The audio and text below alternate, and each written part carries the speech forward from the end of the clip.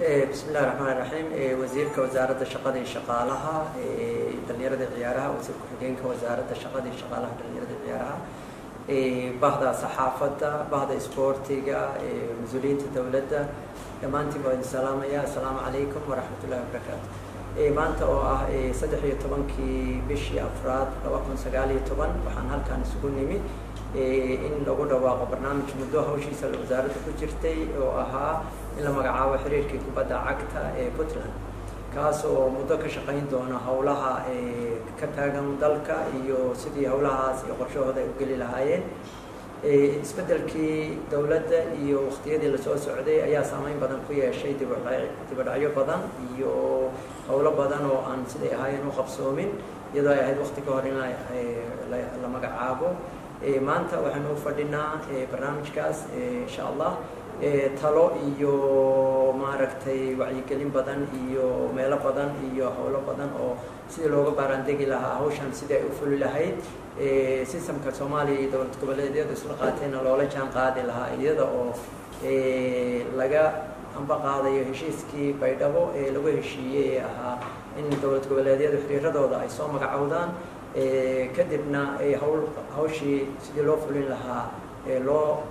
maaragtay amba qaado kadibna doorashadii xiriirka iyo kooxaha iyo qaabkooda iyo waxa lagu galo taas ayuu barnaamijkan ka duulayaa aad baan ugu faraxsanahay wasiirka wasaaradda iyo wasiir ku-xigeenkuba inay aad ugu maaragtay han weyn yihiin in sportigan la hormariyo ilaa madaxweynaha taasina ay keentay sida ugu dhaqsaha badan barnaamijkan iyagoo aan muddo bil ka badnayn shaqada xafiiska fadhiya in ay maaragtay ay hawshaas galaan aad iyo aad baan ugu faraxsanahay barnaamijkan muhiimadiisa taariikhdiisa soo socdayna inta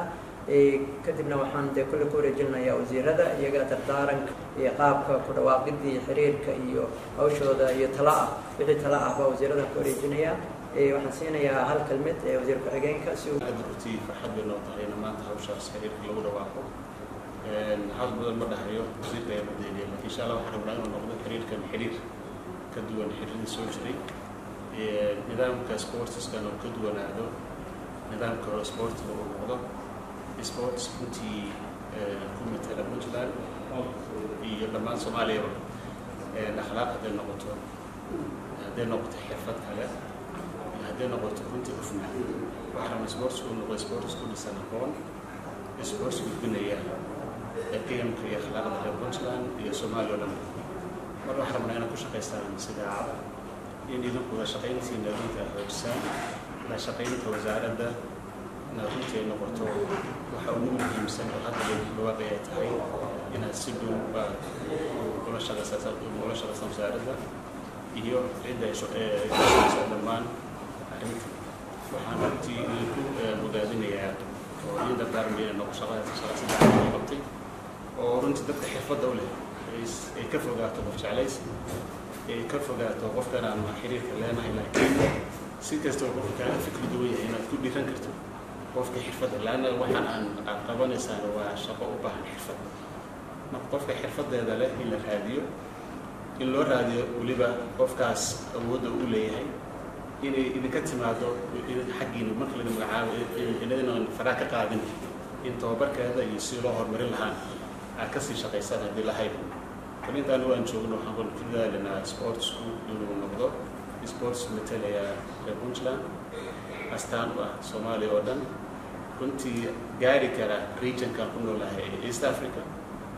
kale soo gudbi kara ilaa heer caalami shartaas kale naga way naga go'an tahay oo intii aan meesha joogno inta aad baan uga baarandegayna inay noqoto arrintan runtii aad looga fiirsaday insha Allah waxaan rajaynayaa inaan sidii aan maleynayna inay noqoto waxaan ku soo dhaweynay wasiirka salaam ku-xigeenka asmaa juub shaqada wasaaradda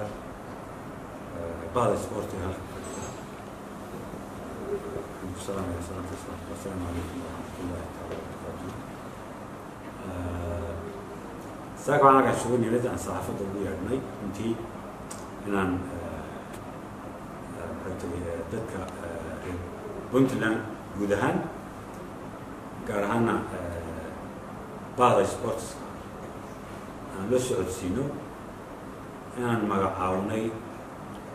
حريرك كبدا عقد بنتلان ومدو la sugayo runtii sida agaasimaha guud uu sheegay xiriirka kubadda cagtu wuu jiray xilliyadii hore puntlandna marka la yidhahdo xagga sportiska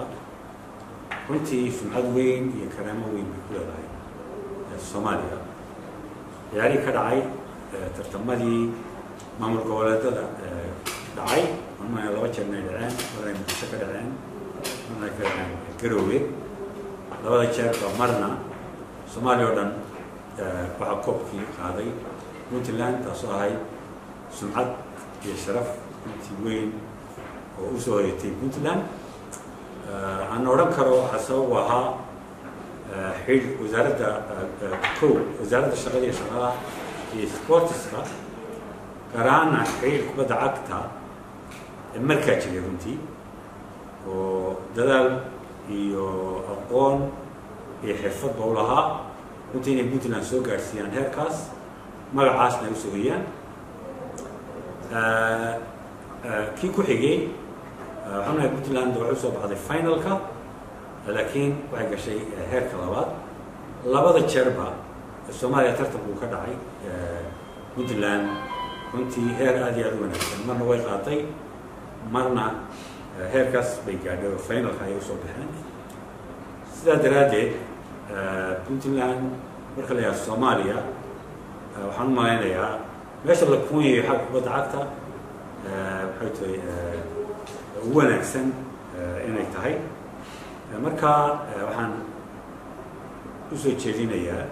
aan doonay inaan ka codsado xiriirka kubadda cagta cusub aanu halkan hadda ku magacaabi doono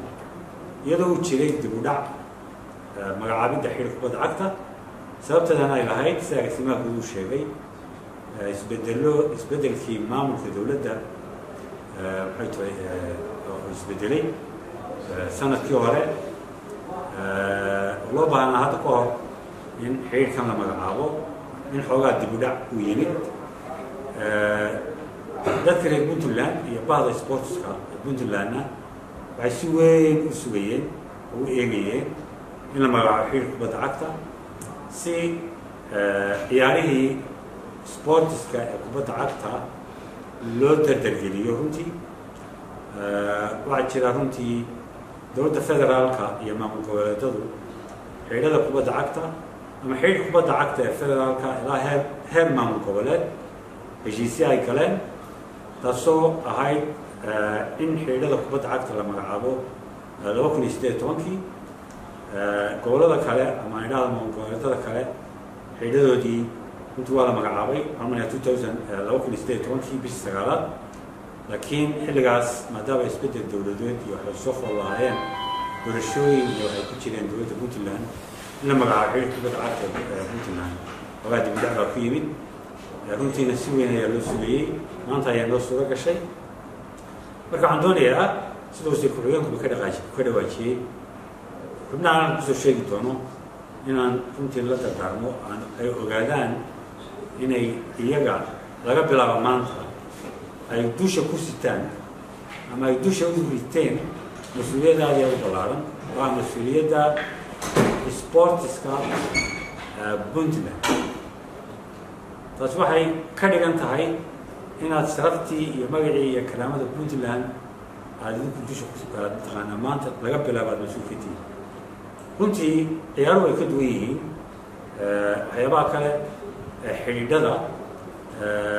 dowlad goboleedyo ayaa jira laakiin wasaarado badan baa ka jira wasaaradahaasina waxaa laga yaabaa inay xidhiidh leeyihiin laakiin ma jiro tartamo dhex mara wasaaradda maxay tahay waxbarashada iyo wasaaradda maxay tahay wasaaradaha waxbarashada oo kale ama wasaaradaha kale laakiin wasaaradda sportiska wuu ka duwan yahay waxaa jira tartamo isreeb ah oo dhex maraya maxay tahay sportiska ama gobolada maamul goboleedyada iyo dowladda federaalka idinku marka waxaad mas-uul ka tihiin laba arrimood kow haddii aad ku guuldaraysataan meesha laydinka filayo inaad gaadhsiisaan oo meesha markii hore uu joogay inkastoo heer aad iyo aad u wanaagsan iyo meel fiican u joogay sportska puntland uu gaadhay sharaf iyo karaamo wanaagsanna iyo guulo wax ku oolana uu soo hoyey maadaama uu koobkii soomaaliyaba qaaday waxaa laydinka sugayaa ama dusha idinka saaran laba mas-uuliyadood kow mas-uuliyadda waa mid gaar ahaan dusha idinka saaran puntland in aad sharafteeda iyo magaceeda iyo karaamadeeda aad huwan tihiin oo haddii aad maxay ay guuldarra timaado waxaa markaa waxyaala soo gaadhaysaa maxay tahay magacii iyo sharaftii puntland sababtaa marka tartan la gelayo dee tartankaas cid baa ku guulaysanaysa mana aha mar kastaba guushin adiga kula dhalatay waxaan leeyahay mar kastaba ilow puntland waa inay guulaysataa laakiin way jirtaa in lagaa guulaysanayo laakiin sida loo kala dadaal badan yahay sida loo kala tababar badan yahay sida loo kala xirfad badan yahay iyo sida loo kala maamul iyo wacyigelin badan yahay ayaa guushuna ku timaadaa allah subxaanahu watacaala qofka dadaala iyo qofta iska fadhiya oo iska maaragtay isku mid maaha agtiisa kama aha laba qof oo mu'mina ama islaama oo labaduba ay tukanayaan ama ay maaragtay dadaalayaan ama ay jihaadayaan allah subxaanahu watacaala midka maxay tahay xoogga badan ama midka iimaankiisu xoogga leeyahay ayaa ilahay u almu'minu qawiyu khayru waxabu ila allah min almu'min daciif qofka mu'minka xoogga leh iimaankiisu xoogga leeyahay wuu ka khayr badan yahay ilaahay xaggiisana uga dhow yahay mu'minka daciifka marka haddii aynu isdhigano de waxaa imanaysaa in maxay tahay aynu hadhno ama magaceenna ku dhimano sidaa daraaddeed laga bilaabo maanta marka laydin magacaabo dowladda puntland iyo maamulka maxay tahay puntland idinka ayay isku kin hadlaynayaan guuldaradii timaadana inkastoo aanay ahayn ay waajib ahayn markasta inaad ku shaqaataan laakiin haddii guuldara timaadana idinka unbaa laydiin soo celinaya waxaa leeyahay ciid kubadda cagta ayaa maxay tahay dayacay oo kaalintoodii ka seexday haddii ay guuri timaadana idinka ayaa ammaanteeda iyo wanaaggeeda iyo guusheeda iska leh abaalmarinna waad ka helaysaan innaga iyo maxay tahay dowladda puntland madaxweynaha puntland shacabka puntland ganacsiyada puntland insha allah marka waxaan rajaynaynaa waxaan idin rajaynayaa idin tartaamayaa inaad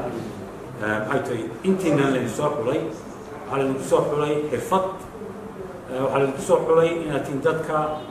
marka la yaha xagga isboortiga ugu aqoon badan runtii waxaa ku jira rag badan oo maxay tahay tababaro badan oo dibaddaa soo qaatay rag badan oo xulalkii hore ee soomaaliya maxay tahay ku jiray aqoon fiican iyo xirfad fiicanna leh taas markaan anigu la tashaday ka wasiir ahaan maxay tahay maamulka sare ee wasaaradda iyo khuburada sportiska maxay tahay naadiyada maxay tahay jira in aada noqoteen ama idinka laydin xushay inaad tihiin dadka ugu xirfadda iyo aqoonta fiican ee maxay tahay xagga kubadda cagta marka waanu si kiin halaynaynaa haddana waxaan doonayaa inaan halkan ka sheego aan magacaabo magacyada maxay tahay ama guddiga xidhi kubadda cagta hadda ka bacdi noqonaya maxay tahay maamulka xidhi kubadda cagta ee puntland waa si guddigani waa ku-meelgaad runtiina waxaa laydinka baahan yahay waxaa laydinka bahan inaad gaadhsiisaan puntland aakhirka inay gaadho in laysdoorto oo xidh laga bilaabo kuwa idinka idinka dambeeya idinku xiga xidhi kubadda cagta idinka dambeeya inuu naga xidhi kubadda cagta ee lasoo doorto marka in aad shuruucdii iyo nidaamkii iyo habkii hadda laga bilaabo sportska puntland lagu hagi lahaa dhinac kasta hadday noqoto dhinaca doorashada iyo hadday noqoto dhinaca kale ee ciyaaraha intaba inaad idinku mas-uul ka tihiin iminkana waxaan akriyayaa maxay tahay warqadan hortaaba aan soo saaray maxay tahay insha allah 5 xubnood ee guddiga ayaan hadda magacaabayaa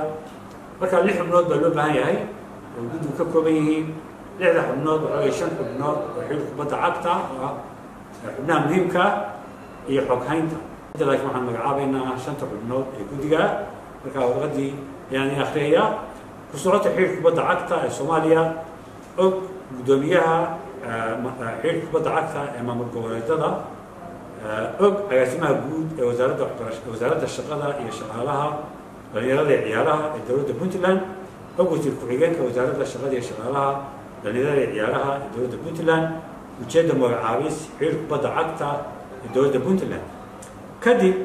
markaan arkay baahida loo qabo horumarinta ciyaaraha puntland markaan la tashaday madaxda sare ee wasaaradda iyo khibrada ciyaaraha markaan ogaaday inay muhiim tahay kor u qaadidda iyo tayeynta ciyaaraha kubadda cagta ilaa heer gobol degmo iskuul iyo jaamacadeed markaan ogaaday muhiimadda ay leedahay magacaabista xiriirka kubadda cagta ee puntland waxaan magacaabay xiriirka kubadda cagta ee puntland maanta ay taariikhdu tahay 13 bishii afraad 2019 iyagoo xilka hayn doona muddo 1 sano iyo 4 bilood anagoo tixgelinayna heshiiska maamul goboleedada wasaaradda dhalinyarada iyo ciyaaraha heer federaal iyo heer dowlad goboleed waxaa jira heshiis lagu gaaray magaalada baydhabo oo ah xiriirkaas in la magacaabo 2018kii 2 sano ay jiraan marka waqtigaas bay ahayd in la magacaabo xiriirkan laakiin maadaama dib u dhac ku yimid waxaan doonay inaan la jaan qaadno oo ka dhigno in waqtigaas ay magacaabeen xiriirkan in lala magacaabay isla markaana maamulada ku-meelgaadhka xidhiidhada kubadda cagta ee maamul goboleedada dhammaantood waqtigu waa hal mar ka dhammaado marka maadaama waqtigii la qabsaday ama waqtigii lagu heshiiyey dib u dhac uu jiray oo ay ka hadhay hadeerta sanad iyo 4 bilood magacaabistiina waxay ku jaan go-an tahay sanadda iyo 4 bilood haddii alla ka dhigo xilkiguna wuxuu dhammaan doonaa xilliga uu ku egyahay 2 sano ee lagu heshiiyey xubnaha guddiga ee la magacaabay magacyadooda waa sida soo socota كو محمد علي عيسى قدومية عبد الغني عبد الرحمن فارح قدومية كوفيين مصطفى عبد الرحمن حسن ماذا حاطر ماذا عبد الحكيم سعيد موسى ماذا حفر ماذا حسن بريد دعالة ماذا حمالية ده ما سنتين